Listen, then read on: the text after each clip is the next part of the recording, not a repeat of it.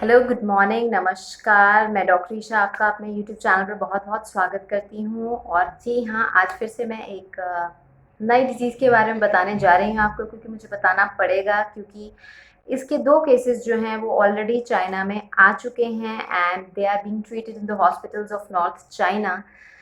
और वो है बुबोनिक प्लेग के बारे में, जिसको ब्लैक डेथ भी कहा जाता था and it was a severe pandemic. हम लोग जो पैंडेमिक देख रहे हैं, इसी तरीके से 1347 1351 तक जो एक पैंडेमिक उस पॉपुलेशन ने देखा था, वो था प्लेग। एंड बिलीव मी कि इसने, जैसा मैं सर्च करके देख रही हूँ, कि उस टाइम पर इसने ऑलमोस्ट 1/3 ऑफ यूरोप को फिनिश कर दिया था एंड चाइना में also half of the population was finished by this pandemic. तो इसको हम बहुत ज़्यादा हल्के में नहीं ले सकते। इसीलिए मैं आपको इस वीडियो में थोड़ा सा इसके सिम्टम्स के बारे में बताऊंगी और हमें क्या करना है उस पर ज़्यादा मेरा फोकस रहेगा।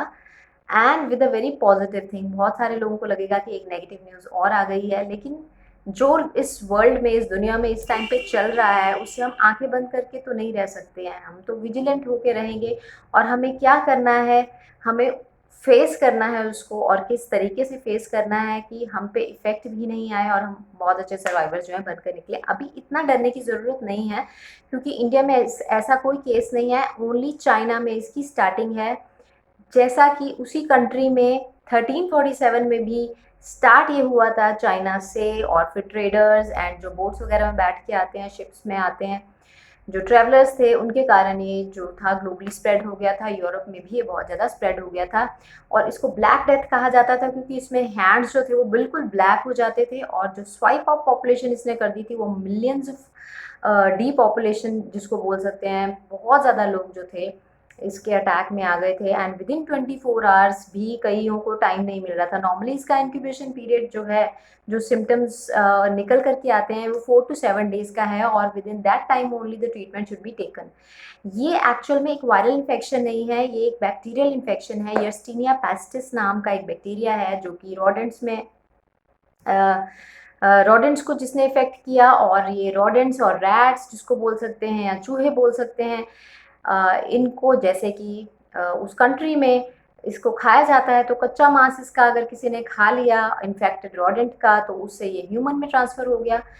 और नेक्स्ट, अगर ये न्यूमोनिक प्लेग, 3 टाइप्स के प्लेग्स हैं, न्यूमोनिक, बुबोनिक और सेप्टिसिमिक। न्यूमोनिक में ये लंग्स को इफेक्ट करता है।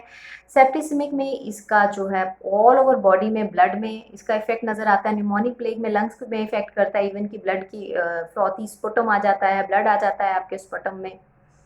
डरना नहीं है, लेकिन सिम्टम्स पता होने चाहिए, इसलिए बता रही हूँ। सेप्टिसिमिक प्लेग में क्या है, उसमें पूरे ऑल ओवर जो बॉडी का ब्लड है उसमें क्लॉटिंग हो जाएगी। इस तरह की चीज़ें अलग अलग जो है वो निकल करके आएंगी। बुबोनिक प्लेग में हमारी पूरी बॉडी में क्या है, लिम्फ नोड्स हैं, यहाँ पर जो छोटे छोटे लिम्फ नोड्स हैं, अंडर आर्म पिट्स भी, जो नॉर्मली हमें सोलन नहीं मिलते, लेकिन बुबोनिक प्लेग में ब्यूबॉन्स हो जाते हैं, यानी कि लिम्फ नोड्स जो हैं वो एनलार्ज हो जाते हैं, स्वेलिंग हो जाती है, पेनफुल हो जाता है। और फ्लू लाइक सिम्टम्स इन सब प्लेग्स में मिलते ही हैं। फ्लू लाइक सिम्टम्स अब हम सबको पता है, क्योंकि हम लोग बहुत ज़्यादा सर्च कर चुके हैं। Fatigue, मेलेज, cold, cough, sore throat, fever with chills, बहुत थकावट सी रहती है, ये सारे फ्लू लाइक सिम्टम्स इस प्लेग में भी नज़र आते हैं, लेकिन इसमें टाइम पीरियड कम होता है। और प्रॉब्लम सबसे बड़ी, इसको ब्लैक डेथ क्यों बोला जाता है, क्योंकि इसमें मोर्टेलिटी रेट बहुत ज़्यादा है। अभी जो डिजीज़ से हम गुजर रहे हैं उसका मोर्टेलिटी रेट बहुत कम है, एज़ कम्पेयर टू अगर बुबोनिक प्लेग आ जाता है, तो उस केस में मोर्टेलिटी रेट इज़ 50 to 70% उस टाइम पे। अभी ट्रीटमेंट ऑप्शंस बहुत ज़्यादा अवेलेबल हो चुके हैं। There are many antibiotics also जो इसमें इफ़ेक्टिव हैं। सेकेंडली, मैं कुछ चीज़ें आपको बताऊंगी। उस टाइम पे जो मैंने स्टडी किया, उस टाइम पे आई वाज स्टडिंग कि क्या क्या चीज़ें लोगों ने की, क्योंकि जब हम हिस्ट्री को स्टडी करते हैं ना, तो हम बहुत कुछ उसमें से निकाल करके ले सकते हैं कि उस टाइम पे उन लोगों ने क्या किया। उन्होंने आइसोलेशन भी कर दी, उन्होंने क्वारंटाइन भी किया। देन मैंने जो पढ़ा उसमें लिखा था mixture of spices and herbs. इस जो प्रॉब्लम, जो वायरल इन्फेक्शन से अब हम निकल करके आ रहे हैं, उसमें भी हम देख रहे हैं स्पाइसेस, हर्ब्स। स्पाइसेस कौन सी, सिनेमम, जो हम क्वाथ या काढ़े पी रहे हैं गरम, जिनमें स्पाइसेस है, सिनेमम है, और आपकी ब्लैक पेपर है, काली मिर्च है, टर्मरिक है, हल्दी जिसको हम बोलते हैं, इस तरह की चीज़ें ये बहुत ज़्यादा इफेक्टिव नज़र करके आ रही है। तो जो मैं स्टडी कर रही थी उस टाइम पे भी ये लिखा हुआ कि उस टाइम पे बड़े अलग अलग स्पाइसेस एंड हर्ब से इसको ट्रीट करने की कोशिश की जाती थी, और जिसके कारण बहुत से लोग जो हैं वो ट्रीट भी हो जाते थे। सेकेंडली, जो 3 स्टेप फ्लू डाइट है वो भी इसमें बहुत ज़्यादा इफ़ेक्टिव जो है वो रहेगी, क्योंकि फ्लू लाइक सिम्टम्स हैं। ट्रीटमेंट तो ऑब्वियसली ऐसे केस में, क्योंकि ये बैक्टीरिया है, इसको ट्रीट करने के लिए हमें प्रॉपर ट्रीटमेंट तो लेनी ही पड़ती है। लेकिन अभी से हम क्या कर सकते हैं, एक तो ये रोडेंट्स से आ रही है। अभी दो चाइनीज़ ब्रदर्स, रियल ब्रदर्स हैं जो कि हॉस्पिटल्स में ट्रीट हो रहे हैं, वहाँ पर ये निकल के आ चुकी है। यहाँ पर ये कब नहीं आएगी, अगर ट्रैवलर कोई चाइना से आता नहीं है, चाइना की कोई चीज़ें भी यहाँ पर नहीं आती हैं, तो ये वहाँ से यहाँ तक नहीं स्प्रेड हो सकती है। लेकिन प्रॉब्लम तब आ जाती है अगर ये ह्यूमन टू ह्यूमन स्प्रेड शुरू हो जाता है, तो ये नेक्स्ट पैंडमिक का रूप ले सकता है। इसलिए प्रॉपरली पहले ही विजिलेंट होना बहुत ज़्यादा ज़रूरी है। विजिलेंट होने के लिए क्या चीज़ें करनी हैं? नॉर्मली भगवान ने क्या बनाया है, नॉर्मली भगवान ने जिसको हमने क्लासीफाई किया है, कुछ चीज़ों को, जो प्लांट ओरिजिन चीज़ें जो भी है ना, दे आर बेस्ट, हमेशा से याद रखना। प्लांट ओरिजिन चीज़ें, फ्रूट्स भी प्लांट्स में से निकलते हैं, वेजिटेबल्स भी प्लांट्स में से निकलती हैं, लीव्स भी हैं, बार्क भी है। जैसे मैं आपको हमेशा बताती हूँ, प्लांट का हर पार्ट जो है बहुत यूज़फुल है। इसी तरह से अलग अलग स्पाइसेस, गार्लिक एंड जिंजर में बहुत अच्छी एंटीबैक्टीरियल प्रॉपर्टीज़ हैं। जिंजर, गार्लिक, ब्लैक पेपर, काली मिर्च, हल्दी, अनियन, हमारे इंडिया में तड़का लगाया जाता है, और उस तड़के में अनियन भी है, जिंजर भी है, गार्लिक भी है, हल्दी भी है, हर सब्जी में टर्मरिक है। सूखे मसाले जिसको हम खड़े मसाले बोलते हैं, जो अभी हम सिर्फ ये समझते हैं कि टेस्ट के लिए, लेकिन हमारे जो बुजुर्ग थे या जो हमारे इंसेस्टर्स थे, शायद उन्होंने ये पैंडेमिक्स देखे हुए थे, बहुत ज़्यादा देखे हुए थे, वहीं से उन्होंने अपने डाइट में, ताकि ये डेली शामिल हो जाए, तड़का लगाने लग गए हर चीज़ का। तो वो जो तड़का है ना, उसमें स्पाइसेस एंड हर्ब्स, खड़े मसाले जो जाते हैं, जिसमें हमारा जीरा आ जाता है, जिसमें हमारे मेथरे आ जाते हैं, फेन्यूग्रीक जिसको हम बोलते हैं वो आ जाता है, जिसमें हमारा धनिया आ जाता है गोल वाला। इन सब की प्रॉपर्टीज़ अगर मैं आपको मिक्स करके बताऊं, तो एंटी बैक्टीरियल भी हैं, एंटी फंगल भी हैं, एंटी वायरल भी हैं, एंटी इन्फ्लामेटरी भी हैं, एंटी कार्सिनोजेनिक हैं, एंटी डायबिटिक हैं। प्रॉपर्टीज़ बहुत सारी हैं, वीडियो ख़त्म हो जाएगा, लेकिन प्रॉपर्टीज़ जो है वो फिनिश नहीं होंगी।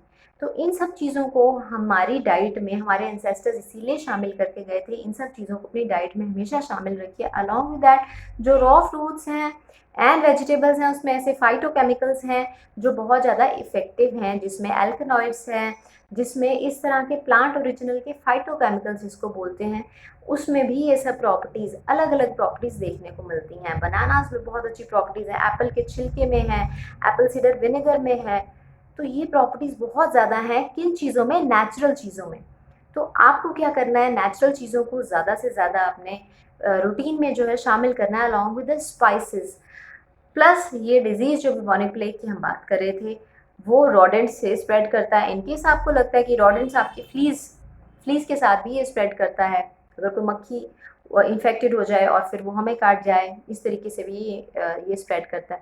तो हमें पेस्ट कंट्रोल करना है, बड़े ध्यान रखना है, अपने आसपास के हाइजीन मेंटेन करके रखना है। अगर रैट्स या रोडेंट्स जैसे कि इंडिया में देखे जाते हैं, अगर आपके घर में हैं या कुछ हैं, तो अभी से उसको कंट्रोल आप कर लीजिए। अभी आने वाला जल्दी से नहीं है और शायद ना ही आए, बट हमें ये सब कुछ विजिलेंट होके पहले से करना चाहिए। यही मैं आपको बताना चाहती थी इस वीडियो में। अगर आपको वीडियो अच्छा लगा है तो आप मेरे चैनल को सब्सक्राइब कीजिए, इसको लाइक कीजिए, और इस तरह की इन्फॉर्मेशन मैं आपको स्टार्टिंग में ही पहले से देती रहूँगी, जैसा कि मैं देती आई हूँ। ये नेगेटिव न्यूज़ नहीं है, ये डराने के लिए न्यूज़ नहीं है, लेकिन एक्चुअल में हिस्ट्री में क्या हुआ वो रिपीट ना हो जाए, उसके लिए विजिलेंट रहना बहुत बहुत ज़रूरी है, और यही इस वीडियो को बनाने का मेरा मकसद है। Thank you so much for watching. अगर अच्छा लगा है, शेयर कीजिए इसको अपने फैमिली एंड फ्रेंड्स के साथ। तो आप till next video, thanks and bye.